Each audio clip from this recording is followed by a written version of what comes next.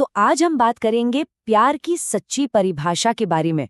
और इसे समझने के लिए हम एक बहुत ही खूबसूरत कहानी का सहारा लेंगे। चलिए सीधे कहानी में चलते हैं। देखिए, ये जो कहानी है ना, ये सिर्फ एक आम लव स्टोरी नहीं है। ये उससे कहीं ज्यादा गहरी है। ये कहानी है त्याग की, सम्मान की और उस निस्वार्थ भावना की जो असल में सच्चे प्यार की नींव होती है।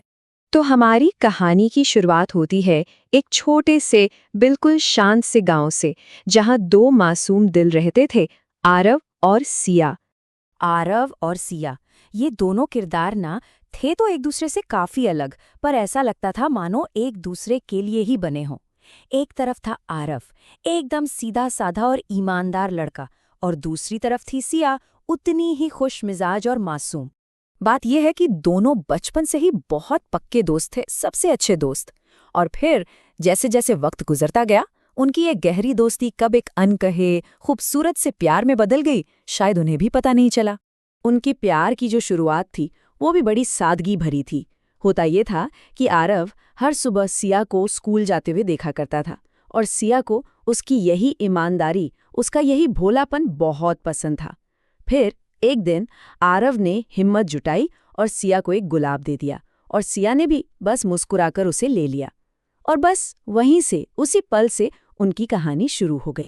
तो अब उनका प्यार परवान चढ़ चुका था, दोनों एक दूसरे के हो चुके थे, और जाहिर है उन्होंने साथ मिलकर अपने आने वाले कल के भविष्य के सपने देखने शुरू कर दिए थे। उनके सपने भी उनकी तरह ही थे, बहुत बड़े नहीं, लेकिन बहुत ही खूबसूरत। क्या चाहते थे वो? बस एक छोटा सा घर जो खुशियों से भरा हो, और जीवन भर का एक दूसरे का साथ, इससे ज्यादा कुछ नहीं। पर कहते ना कि हर कहानी में एक मोड़ जरूर आता है, और आरव सिया की कहानी में भी एक ऐसा ही मोड़ आया।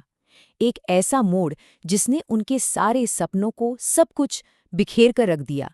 वो जो छोटा सा आशियाना बनाने का सपना उन्होंने देखा था न, किस्मत को शायद वो मंजूर नहीं था। किस्मत ने तो कुछ और ही तय कर रखा था उनके लिए।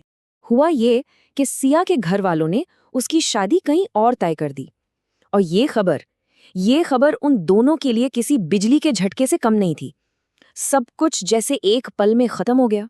और यहीं, इसी मोड़ पर उनके प्यार की असली परीक्षा शुरू होती है।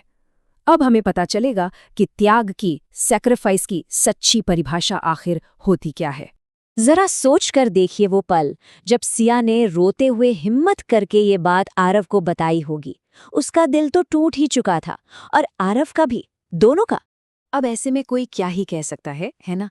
जब दिल टूटता है, जब सारे सपने एक पल में बिखर जाते हैं, तो भला जुबान से क्या निकलता है?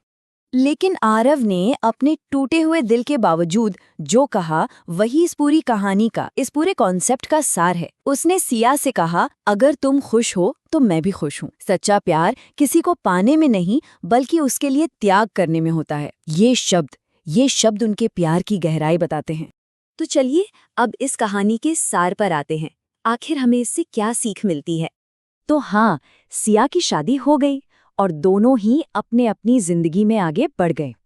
पर एक चीज जो कभी नहीं बदली, वो भी उनके दिलों में एक दूसरे के लिए इज्जत, वो सम्मान और वो सच्चा वाला प्यार, वो हमेशा जिंदा रहा। तो ये कहानी हमें यही सिखाती है कि सच्चा प्यार मतलब किसी को हासिल कर लेना या उस पर अपना हक जताना नहीं होता, बल्कि सच्चा प्यार तो स्वार्थ से ऊपर उठकर त्याग करने और दूसरे इंसान की खुशी का सम्मान करने का नाम है। और यहीं पर ये कहानी हमें एक बहुत जरूरी सवाल के साथ छोड़ जाती है कि आज की इस भाग-दौड़ भरी दुनिया में क्या इस तरह का निस्वार्थ प्यार, ऐसा त्याग और ऐसा सम्मान आज भी मुमकिन है? ये सवाल सोचने वाला है ना?